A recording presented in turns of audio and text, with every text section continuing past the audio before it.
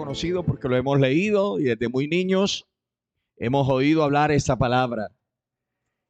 ¿Ya encontraron la Sagrada Escritura mencionada? Entonces, me permito leer a favor de todos ustedes. Dice la Escritura: la ofrenda de la viuda. Estando Jesús sentado delante del arca, mire, del arca de la ofrenda, miraba cómo el pueblo echaba dinero en el arca, y muchos ricos echaban mucho. Y vino una viuda pobre y echó 2 blancas, o sea, un cuadrante. Entonces, llamando a sus discípulos, les dijo: de cierto os digo que esta viuda pobre echó más que todos los que han echado en el arca, porque todos han echado de lo que les sobra, pero esta de su pobreza echó todo lo que tenía, todo su sustento. Amén. Puede sentarse. Yo quiero hablarles la palabra en esta noche sobre el tema de la ofrenda de la viuda. Sencillo, ¿para qué cambiarle otro tema? Pero, ¿qué fue lo que impactó a Cristo para enaltecer a aquella necesitada mujer? ¿Qué fue lo que sorprendió al Señor en el templo? Es la pregunta. ¿Qué fue lo que el maestro curiosamente llama a los apóstoles a dialogar sobre las ofrendas? ¿Qué fue lo que el Señor llamó? ¿Para qué llamó a los apóstoles?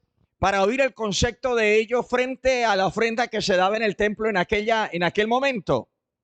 Pero antes de contestar estas preguntas o tratar de resolverlas a la luz de la Biblia, quiero decirle un dato muy curioso. En la palabra de Dios aproximadamente hay 350 veces que se habla de la oración. 350 veces aproximadamente. Aproximadamente hay 700 veces que se habla la palabra amor. Pero sorpréndase, hay cerca de 2000 veces que se habla y se enfatiza sobre el dar, sobre la generosidad. Entonces hay una gran diferencia, y no porque el dar esté por encima de la oración, pero hay una gran diferencia en la cantidad de veces que se menciona el dar, el ser generoso, frente a la oración y frente, amado hermano, al amor. Así que hay un gran tema que debemos de preguntarnos el por qué y poderlo tratar de entender, no a la manera de nuestra condición, sino a la manera de Dios. Porque es que a veces los temas bíblicos, nosotros en este tiempo los cuestionamos mucho. Y entramos a cuestionar el tema de la palabra, cualquier tema. Y entramos a cuestionarlo y lo relacionamos con la condición de cada uno. Pero déjeme decirle, si nosotros no cambiamos de patrón y no cambiamos de mentalidad frente al tema de la enseñanza, sino que tratamos de la enseñanza cuestionarla y pasarla por el tamiz o el sedazo de nuestra condición actual, necesitaríamos todos los días una Biblia para cada uno. Necesitaríamos un ejemplar de la Biblia para cada uno. Mañana cambiaríamos de ejemplar. Y todos los días estaríamos cambiando de una traducción, porque nuestra vida es muy variable. Y nosotros no podemos cuestionar un mensaje de la palabra de acuerdo a nuestra condición. Por ejemplo, el que practica el pecado moral o el homosexualismo, el lesbianismo, entonces va a decir: es que Dios me hizo así. Y entonces la palabra él las condiciona a su situación moral y espiritual. El que no cree en la eternidad pues tendrá otro concepto, pero aquí no se trata del concepto que usted o que yo tenga frente a la palabra, sino que aquí se trata de que mis conceptos, mis conocimientos o mi estilo de vida o mi situación que esté viviendo en el momento de oír la palabra, yo pueda someterme a la palabra y no que la palabra se someta a mí. ¿Cuánto bendicen al Señor? Porque este es un gran error en las congregaciones hoy en día. Este es un gran error y por eso la gente va de iglesia en iglesia mirando donde se acomodan. Hace algunos 2 domingos atrás, unas personas vinieron a un culto en la tarde y dije, no, en la mañana, y dijeron, es que vinimos a hablar y a mirar cómo es el culto. Mire, una persona no necesita ir de iglesia en iglesia mirando, sino que ora. Y donde Dios lo guía, ahí se queda. Pero ¿qué tal uno mirando a ver dónde se acomoda, cómo lo atienden, si sonríen, no sonríen, si dan la mano, no dan la mano, si dan tinto, no dan tinto, cómo es el pastor, si es muy regañón, muy gruñón o si es saludable? Mire, se la va a pasar como el pueblo de Israel, de ciudad en ciudad y nunca van a terminar. Nosotros necesitamos tener el Espíritu Santo en todo su apogeo por dentro. Como dijo Cristo, el que es de Dios, las palabras de Dios, oye, y el que no es de Dios, así tenga la Biblia, así sea bautizado, y el que no es de Dios, pues lo de Dios lo rechaza. Entonces, este tema es muy cuestionable. Y yo no vengo a predicarles acá porque esté buscando, amado hermano, lo que Dios le da a usted. Yo vengo a predicar acá este tema hoy, es porque está en la Biblia. Y tenemos nosotros que despejar nuestra mente, tenemos que despejar nuestros pensamientos en nuestro corazón de toda nuestra idiosincrasia y someternos a la palabra de Dios. Por eso, amado hermano, la generosidad en la Biblia habla sobre la dedicación y no es algo que acabamos de agregar en la vida de un cristiano, sino que es la esencia de un creyente en Cristo. El dar no es que se le esté agregando un valor agregado a un cristiano, sino que es la esencia de Cristo en una persona. Porque el tema del ser generoso, el tema de dar, amado hermano, no se agrega con el tiempo ni se agrega en el siglo actual, sino que es la esencia de todo cristiano en el Señor Jesucristo. Ahora, cuando damos, por eso dije, ¿por qué? ¿Qué le impactó al Señor? Pero antes de contestar eso, vamos a manera de introducción. Mire, porque al dar me hace más semejante a Dios. Porque Dios es el dador de todo. Eso lo entendieron los antiguos, lo entendieron los profetas, lo entendieron las personas que atendieron a los profetas en la antigüedad, lo comprendieron los reyes impíos, aún lo comprendieron los más malvados, lo comprendió la iglesia primitiva en su época, de tal punto que ellos en sí se despojaban de todo, no porque fuera doctrina, no porque fuera mandato de Dios, sino porque ellos entendieron que mientras más daban, más generosos eran. Algo extraordinario ocurría en ellos. Algo maravilloso ocurría dentro de ellos. Entonces el dar nos asemeja, nos hace más cercanos de Dios. Sin amor podemos dar, pero sin dar es imposible amar. Sin amor podemos dar, pero sin dar es imposible amar. Por eso en el Evangelio de San Juan el texto conocido, porque de tal manera, no se alegra por esto, porque de tal manera amó Dios al mundo. Aleluya. Verdaderamente nuestras dimensiones para entender casi todos los pasajes de la Biblia, pero algunos son innavegables. Son, como dijo Pablo, profundidad de las riquezas. Porque de tal manera amó Dios al mundo que dio a su Hijo unigénito, para que todo aquel que en él crea no se pierda. Entonces, amada iglesia, el dar bendice a la persona. Óigame bien. Ninguna persona será honrada por lo que recibió en su vida. Ninguna persona la honra por lo que recibió. Después de muerto, una persona no se le honra por lo que logró conseguir, por las casas que dejó. ¿Sabe por qué se le honra a una persona? Por lo que dio. Se hacen placas, se inmortaliza el nombre de una persona, se inmortaliza el nombre de una institución, se inmortaliza el nombre de alguien. Por eso hay universidades que llevan el nombre de personas, hay orfanatos que llevan el nombre de personas, hay edificios que llevan el nombre de personas, hay puentes que llevan el nombre de personas, pero nunca se honra a las personas por lo que consiguieron, sino por lo que dan, por lo que dieron. Entonces, qué importante es este tema de dar. Ahora, en el libro de Proverbios, mire lo que dice el capítulo 22, versículo 9 y Proverbios 11, 25. Capítulo 22 de Proverbios. Gloria al nombre del Señor. El versículo 9, 22, 9. Mire la Sagrada Escritura lo que dice.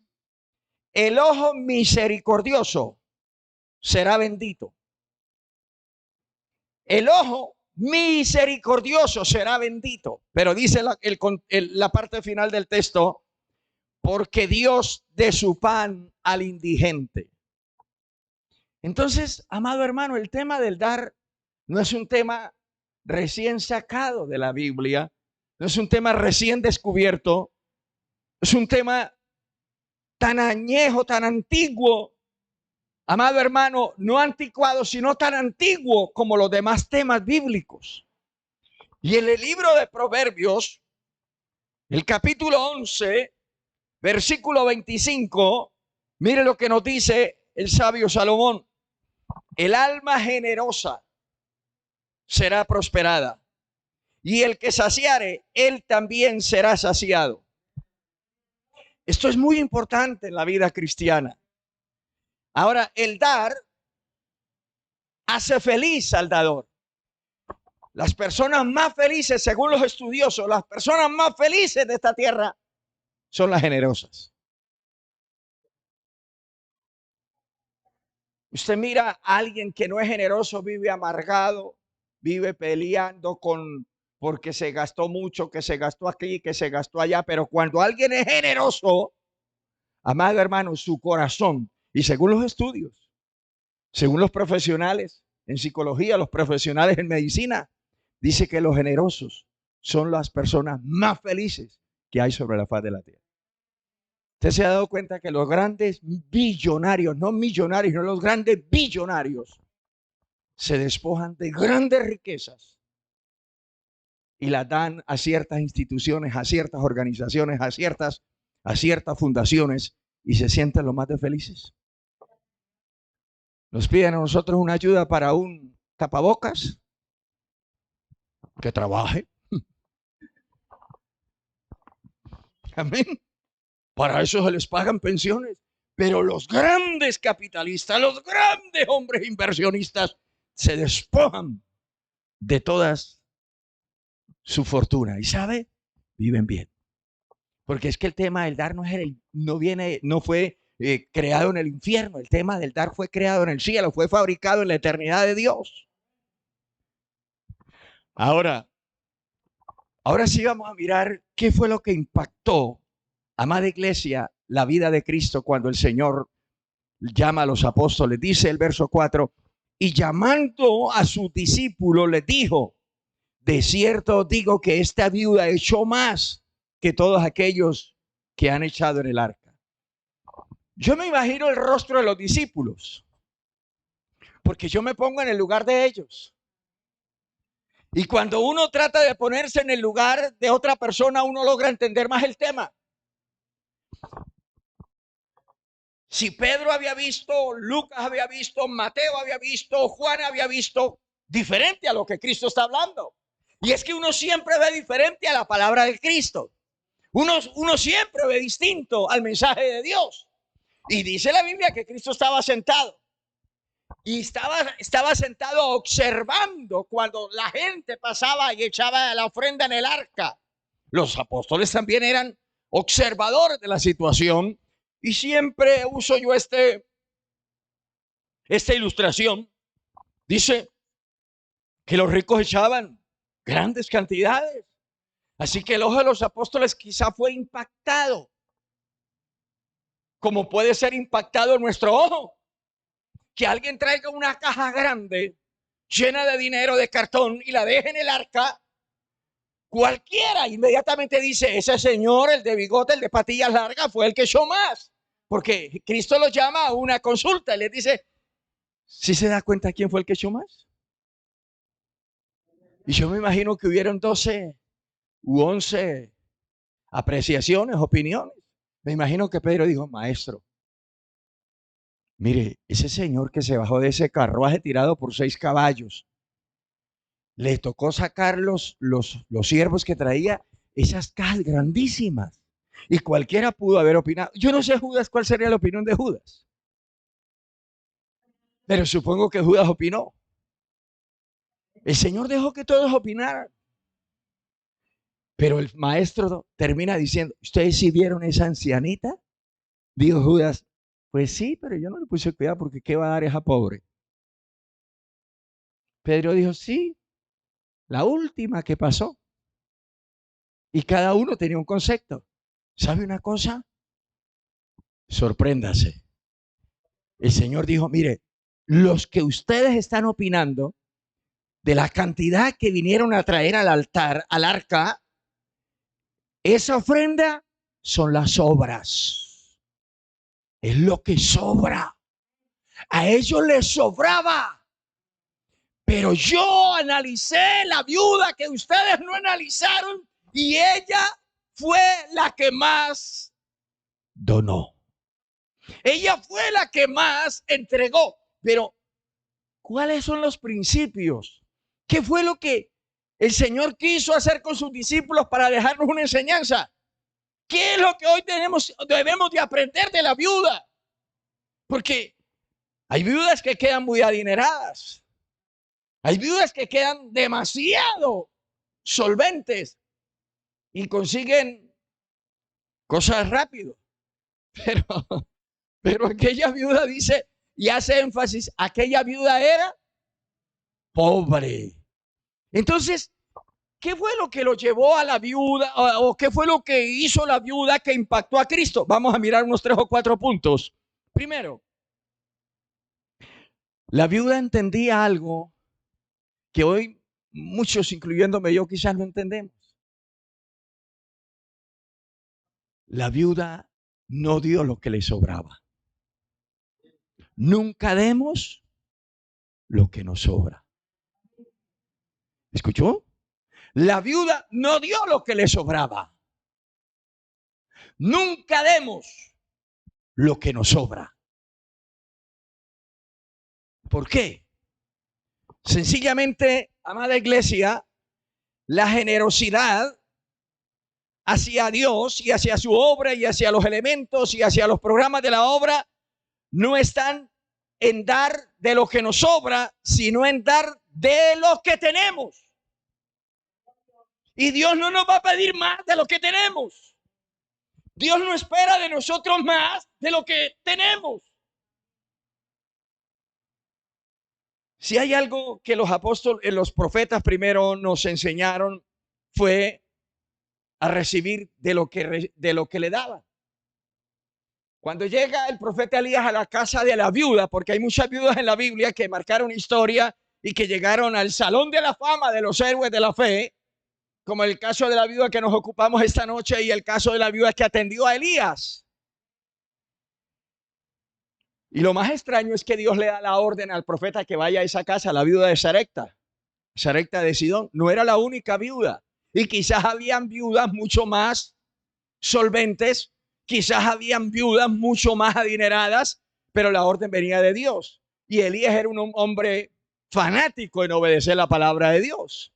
Era un hombre agarrado de la obediencia a la palabra de Dios. Era un hombre demasiado celoso a cumplir la palabra de Dios. y Dios le dijo, ve a la casa de la viuda de Sarepta de Sidón y quédate allí. Allí te vas a alimentar, allí te vas a hospedar, allí vas a quedarte. Y cuando él llega a la casa de la viuda de Sarepta de Sidón, nuestra cultura hoy diría, pero qué predicador aprovechado, ¿no? En vez de trabajar para llevar comida a la viuda necesitada, va a decirle, vengo a que me alimente. Y le pregunta, ¿qué está cocinando? Dijo, no, pues una arepa. Lo único que tenía la harina y el aceite y un poco de agua y la preparo y como con mi hijo y ahí no hay más. Pero aquel predicador de antaño le dice a la viuda, haga todo lo que ha dicho, pero me sirve primero a mí. Increíble, ¿no? ¿Cómo choca la palabra del profeta con nuestra lógica, ¿no? Con nuestro razonamiento. Hoy yo llego a su casa, aunque yo no he llegado, pero llegaré a su casa algún día y le diré, sírveme primero a mí. Seguro que usted me reprende y no vuelve más al culto. ¿Cierto? Dirá usted, la única media libra de arroz que tenía y este viene hambriento a quitármela. Verdaderamente, nuestra mentalidad es demasiado cerrada. Nuestro corazón es demasiado egoísta. Y aunque somos cristianos, pero nuestro corazón difícilmente se da a entender el programa de Dios para nosotros. ¿Cuánto bendecimos la gloria de Dios? La viuda parecía que no iba a entender, y lógico, nadie iba a entender. Yo no entendería eso. Pero ella obedece. Cuando ella obedece al profeta, ay hermano, ella no hallaba qué atención matarle a ese hombre.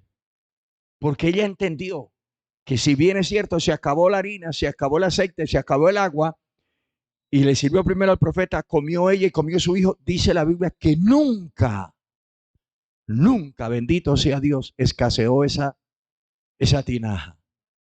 Oiga, porque cuando uno da, no de lo que le sobra, sino de lo que tiene, no, ¿entiende el término? Nunca va a escasear, aunque siempre vea lo poco, pero nunca va a escasear. ¿Cuánto alaba la gloria de Dios? Hermano, entendamos ese término. Nunca escaseó la tinaja, el aceite que había en la tinaja y lo que había de harina de trigo en aquel lugar. Ahora, la generosidad, repito, hacia la obra de Dios y hacia las cosas de Dios no está en dar de lo que nos sobra. Nunca digas, es que no tengo para dar. Si tiene, dé de lo que tiene. Usted espera que le sobre, el día que dé de lo que le sobra, ya no le agrada a Dios. Dé de lo que tiene. No espere que le sobre. Lo uno, va a ser difícil que le sobre. Pero el día que dé de lo que le sobre, a Dios ya no le agrada. Pero esta mujer dio de lo que tenía. Ahora, en el texto de San Marcos, todos echaron bastante, pero las obras. ¿Y sabe qué?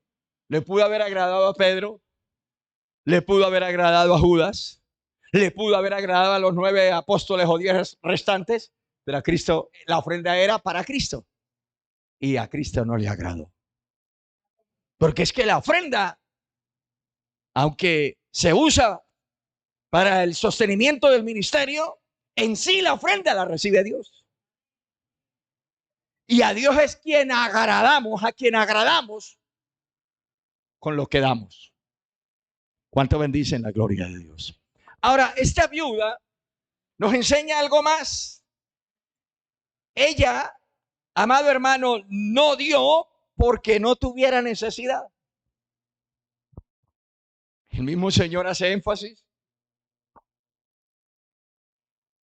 en el capítulo 44, en el versículo 44, dice, pero esta de su pobreza, era pobre, dice, echó todo lo que tenía, todo su sustento. Ahora ella jamás llegó a pensar que esa actitud de dar de su pobreza la llegaría a exaltar desde todos los púlpitos de la tierra. ¿Usted sabe cuántos púlpitos hay en el mundo? Muchísimos, millones y millones.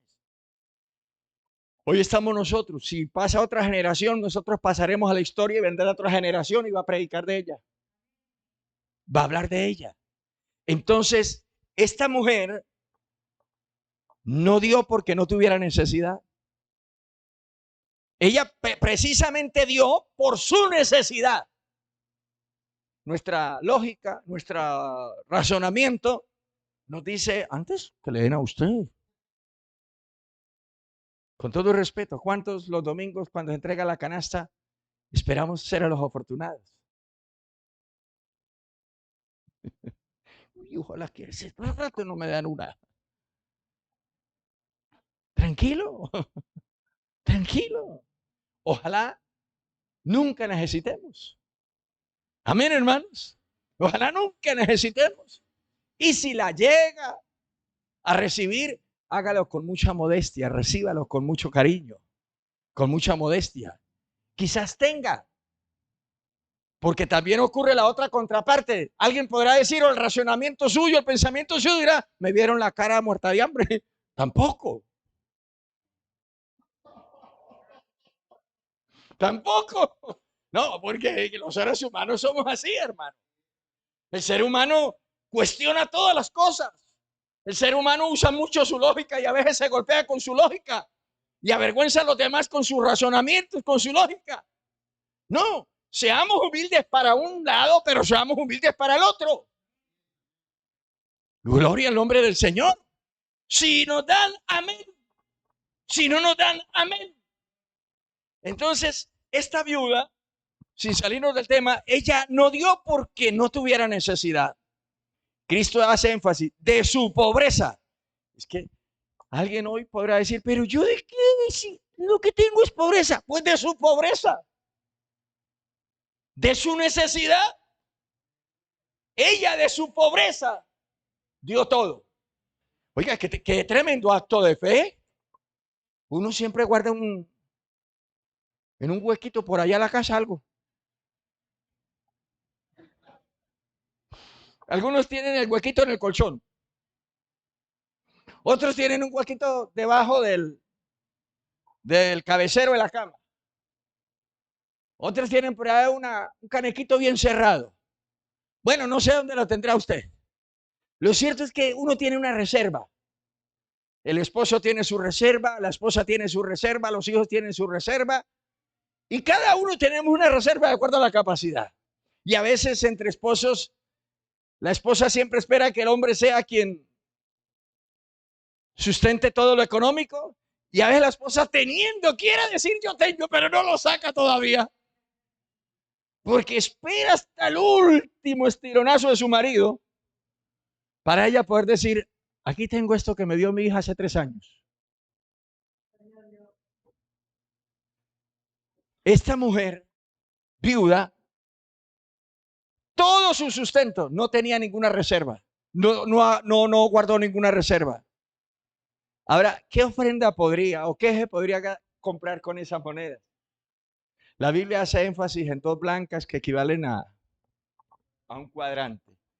La 64ª parte de un denario. No es nada. No es nada. Yo creo que a nuestro tiempo equivaldría por ahí a una moneda de 50 centavos, de 50 pesos. Es chiquiticas. A veces el tamaño impresiona. Si es grande 50 pesos, pues uno al menos dice, tengo 50 pesos. Pero es chiquitico que parece una lenteja en agua. Eso le da a uno como picazón, cogerla. Pues así era más o menos lo que se podía comprar con esas 2 monedas que aquella viuda dio. Para ella era todo su valor. Sin embargo, ella no se negó el gozo de dar lo que para ella era todo su tesoro. Por eso impresionó a Cristo. A los apóstoles no. Y es que no importa que no impresionemos al hombre. Usted no está para impresionar al hombre. Usted no está para impresionar a una organización. Usted no está para impresionarme a mí. Usted es para impresionar a Dios. Si es que podemos impresionarlo, aunque a Él no lo impresionamos. Pero si podemos llamarle la atención con alguna acción que hagamos. Que Él pueda decir como dijo de Cristo, el Padre Celestial dijo de Cristo: he ahí mi Hijo amado, en quien yo tengo, mi alma tiene contentamiento. Que Dios pueda decir de nosotros: he ahí mi hija, que le toca sola, que le toca solo, que se sacrifica, que deja aquí, que deja allá, que arregla aquí, que arregla allá, pero allá está también sirviéndome. Aleluya. Ese es el trabajo nuestro. Quizás no impresionemos a Dios, que lo dejemos destapado a su frente de la impresión. No. Pero que al menos Él pueda decir: en Él yo tengo contentamiento. En ella yo tengo contentamiento. En lo que hizo fulano yo tengo contentamiento. En lo que hizo fulana yo tengo contentamiento. Ese es el trabajo de la iglesia. Lamentablemente hoy hay iglesias que a Cristo lo tienen afuera. Como la iglesia de la Odisea, que dice la Biblia: yo estoy a la puerta, toco y llamo. ¿Por qué está a la puerta? Porque está por fuera. Yo estoy a la puerta. Si alguno oye, si alguno, y con tristeza y vergüenza tengo que decirlo, hoy la condición de mucho evangélico es esa. A Cristo, la persona de Cristo está afuera. El conocimiento de Cristo lo tienen adentro. Pero la persona de Cristo que les dio ese conocimiento, la sacaron. Tengamos mucho cuidado, hermano. No saquemos al que nos dio el conocimiento. Amemos al maestro que nos dio el conocimiento junto con el conocimiento que nos ha entregado. Amémoslo y démosle el espacio en nuestro corazón. ¿Cuánto bendicen la gloria de Dios? Ahora, esto es lo que hizo esta viuda de San Marcos, amada iglesia. Esto nos habla de poner nuestras necesidades después del Señor. Esto habla de que debemos de poner nuestras necesidades después del Señor, no primero. Las necesidades no deben estar primero y después el Señor, sino las necesidades después. Primero el Señor y después nuestras. Pero hoy invertimos el orden. Primero nuestras necesidades. ¿Va a ir a culto? Si me gasta el taxi. Si me paga el mototaxi, porque yo a pie no voy por allá, porque no tengo plata. Estamos poniendo primero las necesidades y después el Señor. Pero esta mujer nos habla que hay que poner las necesidades después. Primero el Señor y después las necesidades. ¿Cuántos alaban la gloria de Dios? A su nombre sea toda la gloria. Ahora, cuantas más necesidades tengamos, más debemos de dar para el Señor. Esto no lo entendemos. Lo escuchamos, pero no lo podemos masticar, no lo podemos ni echar en remojo. ¿Cómo así? Sí, Señor. Mientras más necesidades tengamos, más debemos de dar para Dios. Usted dirá, ¿pero cómo? Cristo dijo: de su pobreza esta mujer echó. De su pobreza, no de su riqueza. Los ricos echaron lo que les sobraba abundante y eso no le agradó, ni siquiera lo tomó en cuenta el Señor. Dijo: pero esta de su pobreza. Aleluya. De su pobreza. ¿Cuánto bendicen a Dios? Ahora, esta viuda podía haber sido criticada para la época por dar lo que ella necesitaba, por dar lo que ella necesitaba, pero el Señor la elogia. Y usted podrá ser criticado, podrá su mujer criticarlo, podrá su marido criticarla, podrán los hijos criticarla, pero usted ¿por qué se pone a eso? No es que tenemos la necesidad de pagar aquello, de pagar lo otro, pero usted ¿por qué se pone a eso?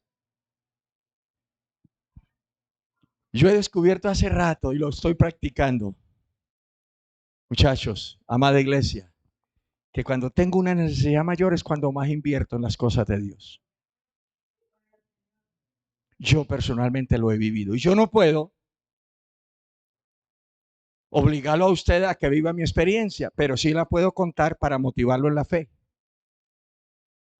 Ella pudo ser criticada, y lógico que pudo ser criticada. Quizás algún familiar de la viuda estaba ahí, quizás algún nieto, quizás algún hijo, y quizás del hijo desde allá todo refunfuñó y diría, ¿y mi mamá está loca?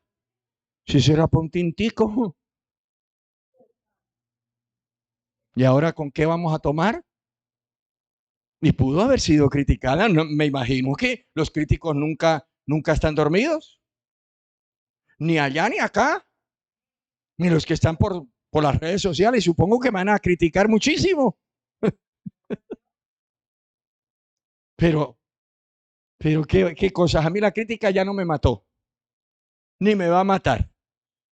Ni el evangelio, ni la crítica destruye al evangelio, menos mató a Cristo, lo mató y a los 3 días se levantó y ahora sí que nadie lo mata. Porque le puso el pie en el cuello a la muerte y le dijo, ¿dónde está, muerte, tu aguijón? Ya se acabó el poder que había en ti. Así que usted no viva por la crítica. A usted siempre lo van a criticar. A usted siempre lo van a censurar. A usted siempre lo van a tener de boca en boca. A usted siempre la gente que no conoce a Dios, y aún más los que conocen a Dios, lo van a criticar. Pero usted no puede obedecer a la crítica. A esta viuda le sobraron críticos y dirían, ¿pero por qué? Si ella necesitaba esas 2 monedas. Usted sabe que en este país hay gente que vive con 20 mínimos al mes, otros con 30 mínimos, otros con un mínimo, pero sorpréndase, otros con la mitad de un mínimo, pero sorpréndase, otros con el cuarto de un mínimo y otros de la raspa de que queda de los demás. Pero viven. La diferencia está en la ropa, la diferencia está en otras cosas que no vemos, pero viven, porque nadie va a caer o nadie morirá, amado hermano, por inanición. Algunos morirán por otras cosas o enfermedades terminales, pero ni aún la ave de los cielos, dice la Biblia, cae a tierra sin que Dios lo haya tomado en cuenta. ¿Cuánto bendicen la gloria de Dios? Entonces, amados hermanos, ya para ir finalizando un poco, esta viuda dio todo lo que tenía, verso 44. Era toda su fortuna, era toda su riqueza. Ella pudo haber ofrendado una sola blanca, una sola moneda. Dice que dio 2. Marcos dice que dio 2. Ella pudo haber reservado una. Quizás usted no podría haber comprado nada con esa una, pero ella sí. Porque de acuerdo a la economía uno tiene la tienda donde comprar.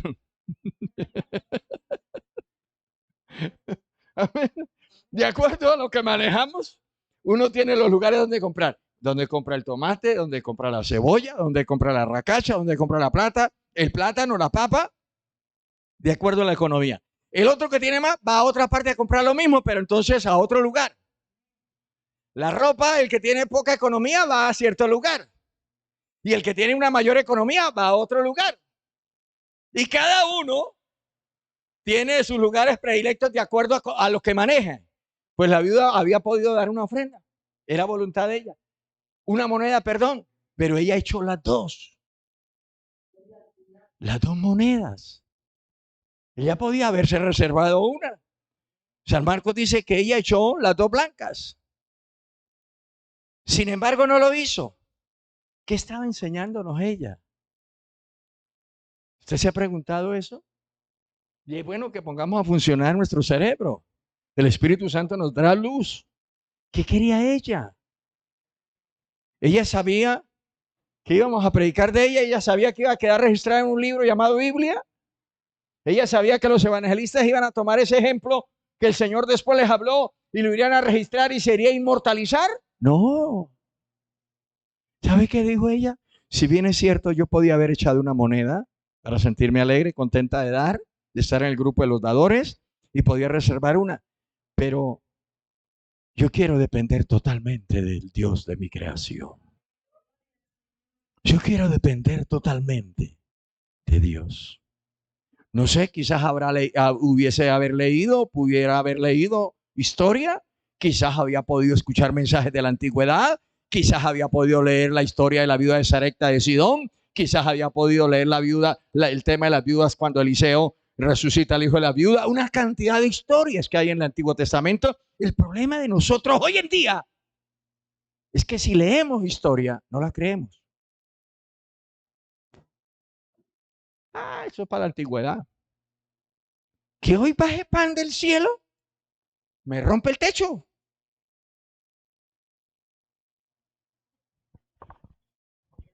Que hoy las codornices inunden mi casa y llegue carne y yo meta la nevera en cantidad.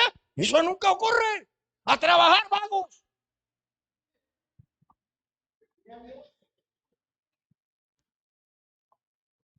Leemos, pero leemos historia y la asimilamos a una historia secular. Cuidado. La historia bíblica no es secular. La historia bíblica es viviente, es primordial. Si usted, mire, cualquiera de los problemas que nosotros hoy, los seres humanos, pasamos o estemos pasando, usted encuentra la historia suya ahí en la Biblia.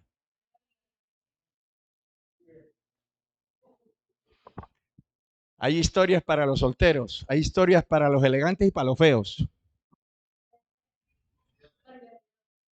Hay historia para los casados, hay historia para los amargados y los felices.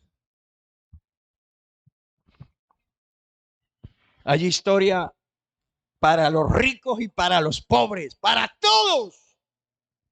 Cuando usted esté pasando por alguna de las pruebas, de las dificultades, busque su propia historia y asimílela. Cuando usted se encuentre que ya lo vivió, que alguien vivió lo que usted está viviendo, sígale leyendo y se dará cuenta qué hizo ese personaje para salir de la situación, o cómo se mantuvo, cómo se sostuvo, cómo luchó, contra quién luchó, cuáles fueron sus armas, cuáles fueron sus argumentos, y se dará cuenta que al final quedó el nombre de ese personaje o de esa mujer o de ese hombre registrado en el libro de Dios. Pero hoy nosotros preferimos novelas a la lata. Termina una y ya sabemos el final de la otra que ni siquiera ha empezado. Qué discernimiento tan diabólico, ¿no? Qué cosa tan terrible. No perdemos de vista los programas que nos tienen idiotizados los dos canales fuertes de Colombia. Ay, ganó fulana. Y ahí no parpadeamos. Tremendo, tremendo, tremendo. Entonces, amada iglesia, esta mujer, gloria al nombre del Señor, fue voluntad, quiso dar todo lo que tenía, pero también muestra, o mejor, nuestra tragedia es que con frecuencia hay alguna parte de nuestras vidas que no damos al Señor. Ese es el problema. Siempre en nuestra vida nos reservamos un espacio que Dios no ha podido ocupar. Y por eso decimos, ¿pero por qué? Porque hay un espacio. Y quizás el Señor ocupa un 80% y falta el otro 20%. ¿Y el otro 20%? ¿Quién lo ocupa? Decimos que Cristo está como Señor. Pero yo te pregunto, lo que Cristo dijo, ¿por qué me llamáis Señor? Señor, y no hacéis lo que yo digo. Hay muchas áreas de nuestra vida que no las está ocupando el Señor. Hay muchas áreas de nuestra vida que no las gobierna Dios. Las gobierna quizás nuestra idiosincrasia, quizás nuestra teología, porque déjeme decirle, a veces, aunque estamos dentro de una misión, cubiertos con la sombra jurídica de una misión y con una doctrina clara, sin embargo guardamos una teología propia. Escondemos una falsa enseñanza y guardamos algo. Y sale por ahí cualquier charlatán y decimos, oiga, al fin alguien dijo la verdad. Después de 40 años descubrió que el agua moja. Hermanito, despojémonos de esos ídolos internos que a veces nos fabricamos, que a veces Cristo lo ponemos a compartir habitación, lo ponemos a convivir con otro. Dejémoslo que Él gobierne completamente y se dará cuenta que toda su vida cambiará. Habrá menos esfuerzo, habrá menos sacrificio, habrá menos pensadera, dormirá más tranquilo, dormiremos más tranquilo, nos despertaremos sin sobresaltos, andaremos sin tener temor, como dice el salmista, terror nocturno, ni saeta que vuele de día, ni pestilencia que en medio de la oscuridad destruya. Caerán 1000 y 10.000, pero a nosotros nos llegará porque andaremos confiados de que el que vive con nosotros nos guardará. Y si algo ocurre, será para bien. Aleluya. Oh, te alabo, Señor, y te bendigo. Te glorifico. Aprendamos a descansar en Dios. Cantamos el coro, aunque la tierra tiemble, tenemos que cantar. ¿Verdad canta cuando tembló?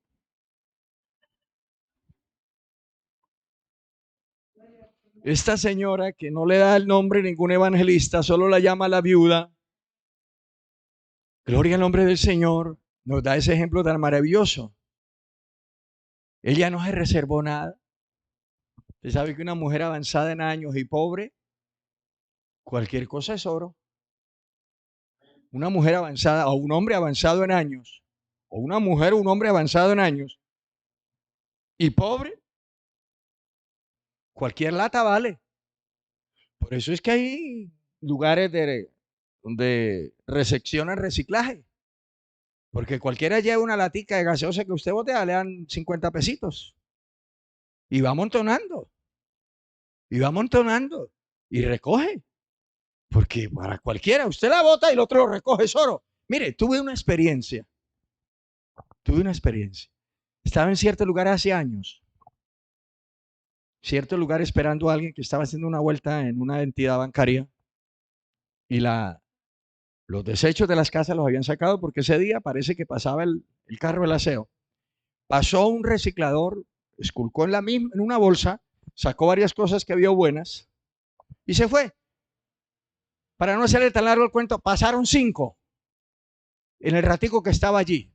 5 recicladores buscaron en la misma bolsa y todos los 5 sacaron cosas buenas según a ellos les parecía.